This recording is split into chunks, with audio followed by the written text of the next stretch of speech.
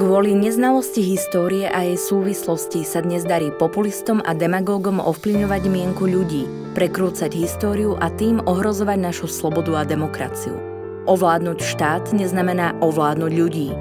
Hrdinovia a hrdinky Slovenského národného povstania 50. rokov alebo počas okupácie a normalizácie nám zanechali príbehy, ktoré aj dnes dodávajú silu, odvahu a nádej bojovať za to, čo je správne.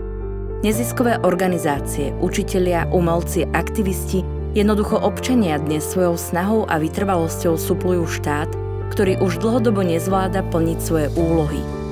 V čase, keď vláda a jej politici vystupujú proti ľuďom tejto krajiny, vnášajú do spoločnosti nenávisť, diskriminujú, deformujú spravodlivosť a hľadia iba na svoje záujmy, je veľmi dôležité, aby slobodní ľudia držali spolu a dokázali sa navzájom podporiť. Môžete tak urobiť aj vy.